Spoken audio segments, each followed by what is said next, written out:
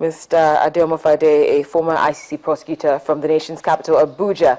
Now to other matters. Yesterday we brought you news concerning the killing of a veteran Algerian Islamist, Mokhtar Belmokhtar, in a U.S. airstrike. Today there is some controversy on that matter as a Libyan militant group is denying reports that the Islamist was killed. Libya's government said on Sunday that Mokhtar, who is blamed for a deadly assault on an Algerian gas field and a major figure in insurgencies across North Africa, had died alongside other militant leaders. But a statement on the Twitter account of the Ansar al-Sharia militant group had a list of 7 people it said had died in that attack that did not include a name resembling Belmokhtar. Well, concerning the same matter, the French President, Mr. Francois Hollande, appears to be sitting more on the other side of the fence. While paying a visit to the Algerian president, who appears to be doing very well after suffering from a brief illness, Mr. Hollande said he could not confirm the result of the operation, but also said that information reaching him from officials led him to believe that Belmokhtar was dead. Now to other matters. Federal prosecutors have rested their case against an Oklahoma man charged with sexually abusing children at an orphanage in Kenya. The prosecutors questioned their final witness yesterday in the trial of the 20-year-old Matthew Lane, who you can see on your screen, of Durham of Edmond. Now, Durham was a volunteer at the Upendo Children's Home in Nairobi and faces 17 counts of sexual misconduct, including aggravated sexual abuse and engaging in illicit sexual conduct in foreign places. He has pleaded not guilty and faces life in prison if convicted.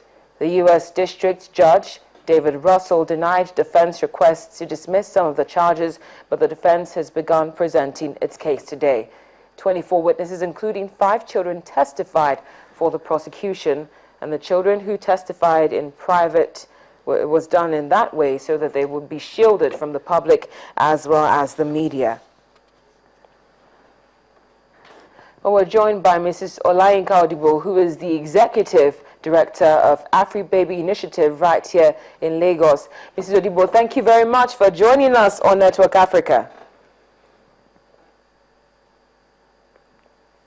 Mrs. Odibo, thank you for joining us on the program.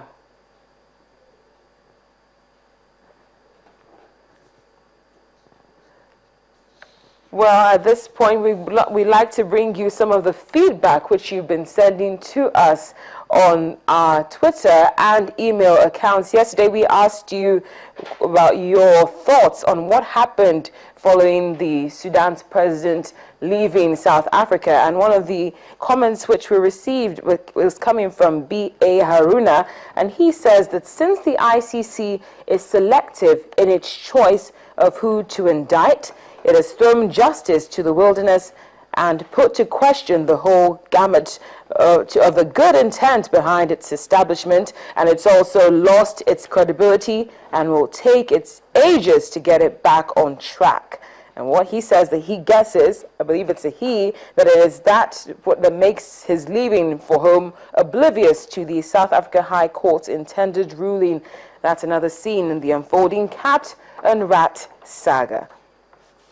We'd like to say a big thank you for your feedback, and we urge you to keep them coming. We're going to go back to our previous story now concerning the unfortunate incident which happened, or which is alleged to have happened in a Kenyan orphanage, that's Upendo. And we're now joined by Mrs. Olayinka Odibo, who is an Executive Director of AfriBaby Initiative right here in Lagos. Mrs. Odibo, thank you for staying on the line. We're glad to have you on the program. Thank you so much. Thank you. Now, we know that part of what your organization deals with has a lot to do with orphans, which is what we're looking at in this Kenyan case. How do you screen volunteer workers? We have 4 steps that we take when we are recruiting volunteers. The first thing is that we have an interview. We interview them, and then we ask them questions. We make sure they understand our vision, our mission, and our core values, particularly that of integrity. and also they fill a volunteer's form. And the second step is that we do back checking. We go right there and check all that they've given us. We check it out, right, everything. Then the third step is we don't allow them to work unsupervised. There's always somebody that they're working with, so that we check what they are doing alongside our own vision. Then finally, we organize trainings. We organize this training 4 times in the year to make sure that they know the value of what we are doing for humanity. And when we see that they are not following, when we invite you for training, you are not coming, or we discover that you have joined because you want to make money, or you want to kidnap babies, or you have ulterior motives, then we release you. We are always willing to release any volunteer that is not working in line with our vision. Well, I like what you just said about supervision not being left unattended to, especially since you're dealing with children. But now, using what is alleged to have happened in Upendo Orphanage in Kenya as a basis, how can orphanages, especially in Africa, ensure that, you know, they're recruiting actual helpers and not child molesters?